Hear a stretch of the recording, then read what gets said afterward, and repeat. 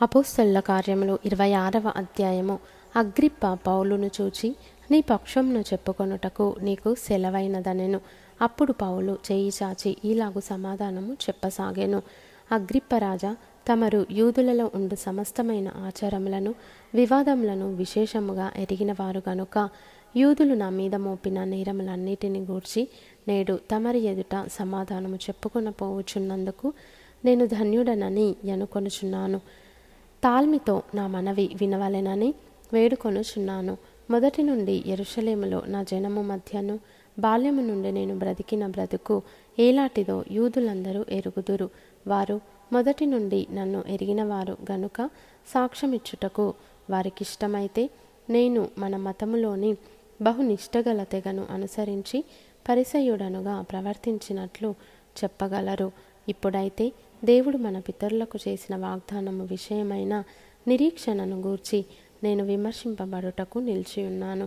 మన 12 గోత్రముల వారు ఎడతెగక దివారాత్రులు దేవుని సేవించుచు ఆ వాగ్దానము పొందుదుమని నిరీక్షించుచున్నారు.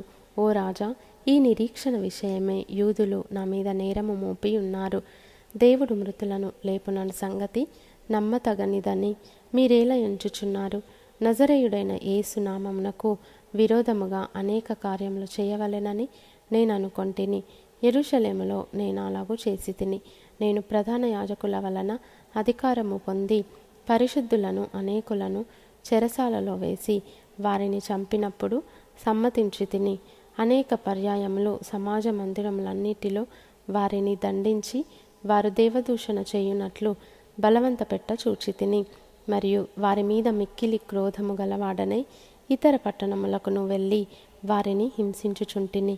అందునిమిత్తము నేను ప్రధాన యాజకుల చేత అధికారమును ఆజ్ఞయు పొంది దమస్కునకు పోవుచుండగా, రాజా, మధ్యాహ్నమందు నా చుట్టూను నాతో కూడా వచ్చిన వారి చుట్టూను ఆకాశము నుండి సూర్య తేజస్సు కంటే మిక్కిలి ప్రకాశమానమైన ఒక వెలుగు త్రోవలో ప్రకాశించుట చూచితిని.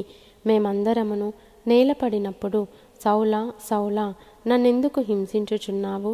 మునికోలలకు ఎదురు తన్నుట నీకు కష్టమని హెబ్రీ భాషలో ఒక స్వరము నాకు పలుకుట వింటిని.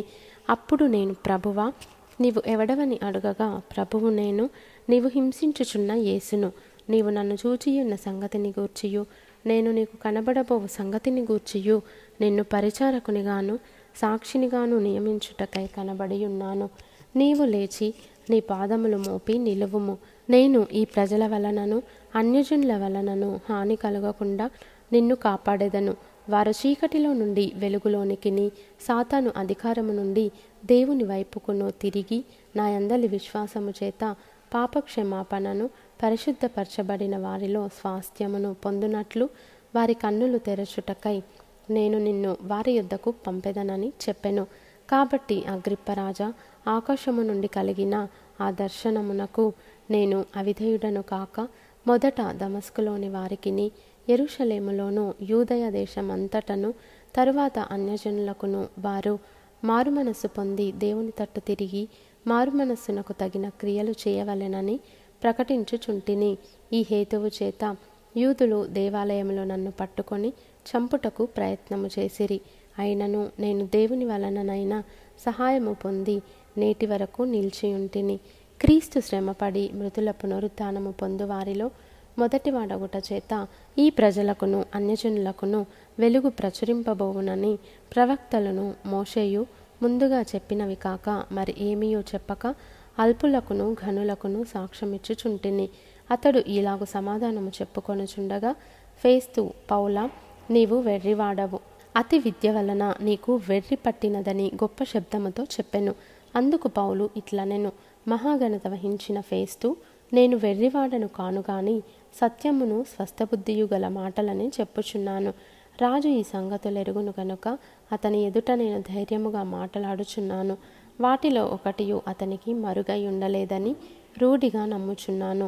ఇది ఒక మూలను జరిగిన కార్యము కాదు. అగ్రిప్పరాజా, తమరు ప్రవక్తలను నమ్ముచున్నారని నేనెరుగుదును. అందుకు అగ్రిప్ప, ఇంత సులభమా నన్ను క్రైస్తవుని చేయజూచుచున్నావే అని పౌలుతో చెప్పెను.